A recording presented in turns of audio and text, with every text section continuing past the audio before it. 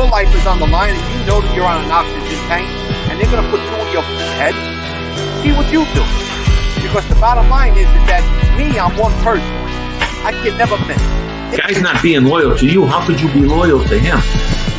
Yeah. And whether you're your father or not.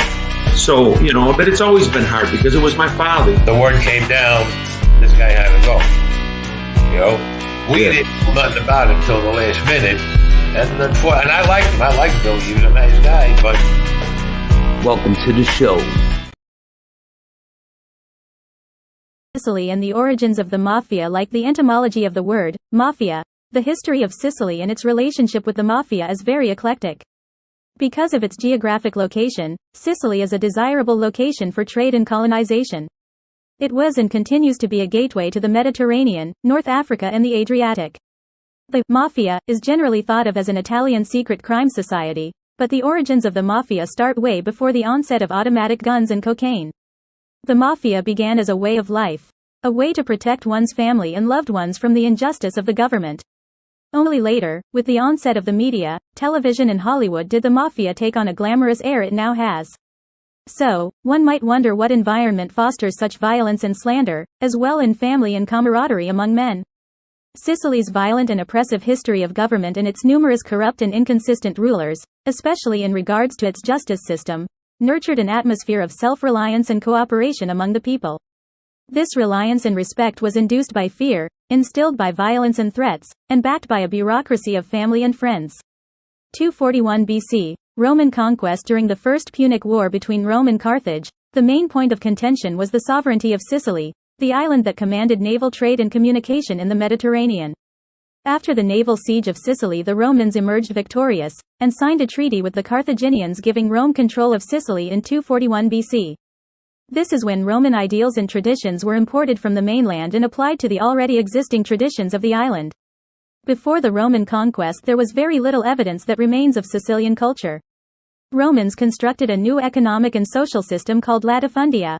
Unlike the previous system mainly consisting of subsistence farming, this new system was really a feudal formation, creating a hierarchy of personnel and a system of taxation that would be central to Sicily's economy until Italian unification in 1861. The latifundia also set up a new system of justice. Having different areas of land under the jurisdiction of single men and their personal gangs, made the discrepancy between the judicial decisions of one area versus another distinctly different. The people of Sicily contested this inconsistent rule, but the landlord's influence in Rome was great and thus these men were able to maintain their positions of authority. Although the Romans' actions in Sicily have no direct consequences in the creation of the mafia, they did set up the social structure of hierarchy from which the mafia would emerge. 826 AD. Arabic conquest. The Roman Empire fell to the Arabs in 826 BC, and along with the empire went the control of Sicily. Arab control of Sicily brought many new aspects of life to the people. Islam was an important new aspect of Sicilian society, although the Arabs were very considerate and allowed non-Muslims to practice their own religions, unlike the Romans. However, this did not stop Islam from manipulating cultural norms in Sicily. One important aspect of Arab life that was adopted by Sicilians, in addition to the spread of literature and the arts, was the mistreatment and subordination of women. Commonplace in Arab life, the mafia later adopted this idea and kept women out of the business. Another important aspect of Arab life that was adopted by the Sicilians was the idea of internal justice. Instead of having a system of authorities to deal with crime and misconduct, they used personal and internal justice to avenge crimes and set records straight. Internal justice and the subordination of women became commonplace in Sicilian society and was later adopted by the mafia. This can easily be seen in The Godfather 2 when Michael is dancing with his wife, Kate, at the party for their son in the beginning of the film. Here she pleads with Michael that he promised to make the family business legitimate, and he tells her he is trying. But this is a blatant lie to keep her away from the business and to maintain her innocence and inability to harm him in court. 1000 AD. Norman conquest. The Normans were next to annex Sicily, in the 11th century. The Norman presence only magnified the system of feudalism established by the Romans, creating a system of vassals, or estate managers who were loyal to the king. These men and their landlord bosses, like the Romans before them, were hard to control and thus created a system of inconsistent justice that raged across the island. These discrepancies in justice created an environment of angst between rulers and subjects. This rift, opened so long ago, made men create small groups and deal with their problems internally rather than take them to the authorities. The combination of the Arab notion of internal justice and the Norman judicial failure to balance justice across geographic space left significant scars on the Sicilian notion of government and judicial system. By this time, the most important unit of people in Sicily was the family, and this remained true in the future. This unit is where the mafia shown in the Godfather films gains its original validity. 1300 AD. Spanish Aragon conquest. The Spanish occupation of Sicily had important repercussions on the creation of the mafia. Until now, the invaders and conquerors of Sicily were important to lending cultural and social beliefs to the inhabitants and preserving these traditions among the people. Like their predecessors, the Spanish contributed cultural traditions into Sicilian society. They are very important because with their rule came censorship of outside information from mainland Europe. Almost opposite of the Arabs, the Spanish limited the information that flowed to the island. This was especially significant because during Spanish rule the Italian Renaissance was born, reached its zenith, and then ended with its move to Rome and the emergence of Baroque. This withholding of information kept the Sicilians from receiving any of the artistic, scientific or agricultural miracles of the Renaissance. The Spanish ruled Sicily until 1860 when Garibaldi took the island back as part of Italian unification. Feudal organization continued under the Spanish, and the discrepancies of justice from estate to estate only became greater. The justice was expanded when the Spanish embarked upon the Inquisition. In 1487 it had a strong grip on Sicily and used this to further subordinate the Sicilians. Powerful Christians had their taxes lifted, while others were financially burdened further with additional taxes. Using fear and intimidation, the Spanish held the power to take the life of any Sicilian or to subdue groups by force and violence.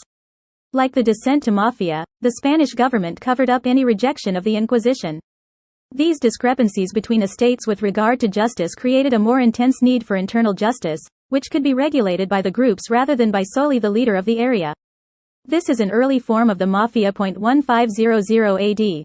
Bandits and feudal expansion. In the feudal system that was firmly implanted in Sicily, there was no representation of the people. People in public office were not subject to the guidance or critique of their superiors, and thus had no rules of regulations on their actions. Because of these conditions, the people began to organize themselves into guilds. The guilds emerged as a way to train personnel in trade goods, but also served as a kind of judicial system. Unlike other European guilds, Sicilian guilds took care of judicial problems internally, without the inclusion of the local or state authorities. The family mirrored internal justice, reflecting the actions of the guilds. This was another step toward the inception of the formal mafia. Bandits are another group from which the mafia stemmed. Like the guilds and the family units, bandits were upset with the system of justice under the Spanish. However, unlike the guilds, they tried to oust the lords and barons of the Spanish by thievery and murder. It is with the emergence of banditry in Sicily that the mafia concept of omerta was fashioned. One bandit, named Saponara, was captured in 1578 and held in solitary confinement for his crime. While he was in prison, he was poisoned and died. Many people at the time, as well as historians, believe that he was murdered for what he might tell.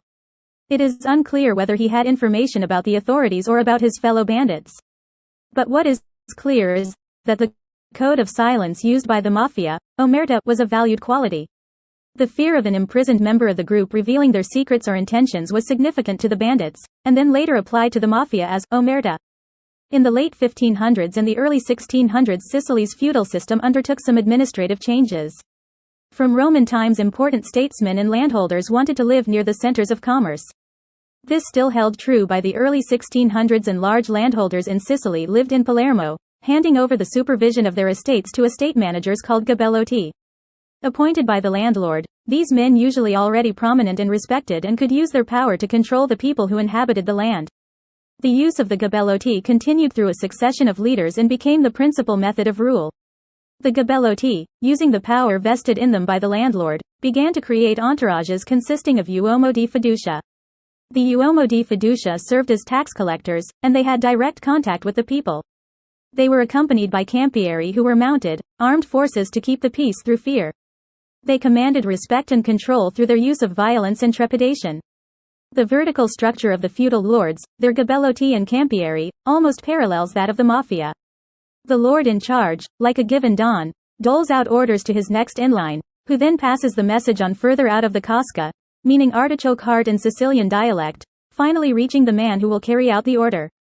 In the earliest days of the rural mafia, the gabellotti were the men who ordered the murders and crimes, and the bandits carried out the crime for a small stipend, never really knowing whom they were working for. This new order, set up by the large landowners and carried out by their bureaucracies, is the most direct basis for the mafia. Lori Lucente, Comp Lit 350, Lecture, January 12, 2000. The emergence of these new groups also marks the creation of the middle class in Sicily, and from the middle class emerged the mafia. All members of the Sicilian middle class used subversive tactics to gain power and money. Middlemen exploited peasants, artists kept people out of guilds to perpetuate their own success, and magistrates and attorneys delayed cases in an already twisted legal system. In all the confusion, the magistrates were able to suppress the revolutionary ideas that were taking Europe by storm in the late 1780s with the onset of the French Revolution. Lori Lucente, Comp Lit 350, Lecture, January 12, 2000. As no new democratic thought was entering Sicily during the late 1700s and early 1800s, the separate powerful groups started to make contacts with each other. In addition to befriending each other, they also befriended local and regional magistrates. Pietro Calla Ulloa, a magistrate to the Neapolitan Minister of Justice, gave a good description of these groups and their relationship to the government in 1838. He said, "Many high magistrates protect these brotherhoods with an impenetrable network. It is impossible to compel the city guards to search the streets, not to find witnesses for crimes that happened in daylight. In the umbilical capital of Sicily, public office is on sale, justice is corrupt and ignorance is encouraged. Thus it is clear that as the brotherhoods began to unite themselves with the government and became a stronger and more formidable force in Sicily's justice system, they were also gaining political ties that would allow them to carry out their business without interaction from the authorities." 1860 AD. Garibaldi, Unification and Risorgimento. In 1860, Garibaldi, the Italian commander in the struggle to unify Italy, landed in Sicily and after kicking out the Spanish, declared himself dictator and set a new ruling class of governors while Italian unification was being debated in Rome. However, this had little actual effect on the mafia, for Garibaldi chose men who were in the upper crust of society, and these men already had ties to the mafia. During this period of uncertainty, crime and violence surged. A vote was cast that year to unify Sicily to mainland Italy. Only 1% of Sicilians voted. To vote, one had to be literate, and this meant that the people who voted in Sicily were the rich or magistrates, which made it drastically different than the north. In the north, the bourgeoisie were active in the development of capitalism. However, in the south, especially Sicily, it was the landowning classes and their allies who fought for the Risorgimento. Sicily's majority did not want change. They had been fighting different governments for centuries, and were not prepared to be overthrown again. They had created their own economic markets and judicial system, aka the mafia, and from these institutions they were able to thrive.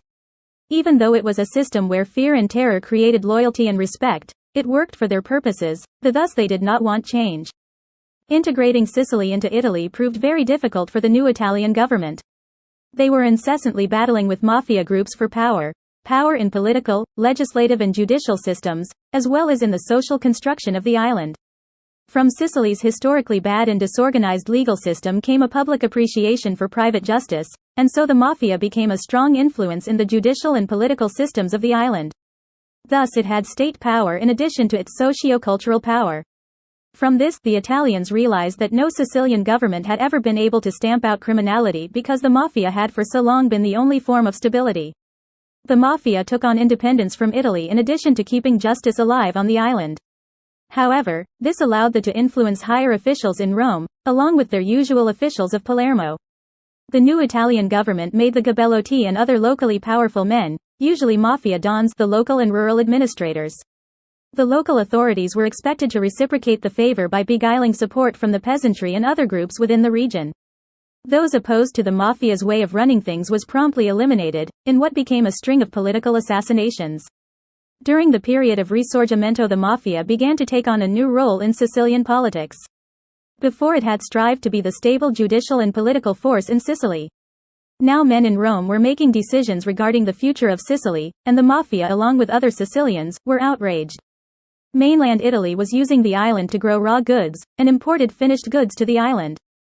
This colonial use of the island, along with the lack of modernization by way of industry, created economic hardships for the Sicilian inhabitants.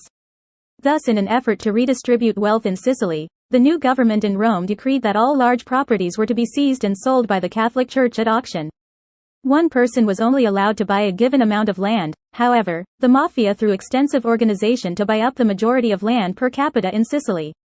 However, contrary to the intent of the Italian government, which was to give back to the peasantry, this redistribution of the land only perpetuated their position in society.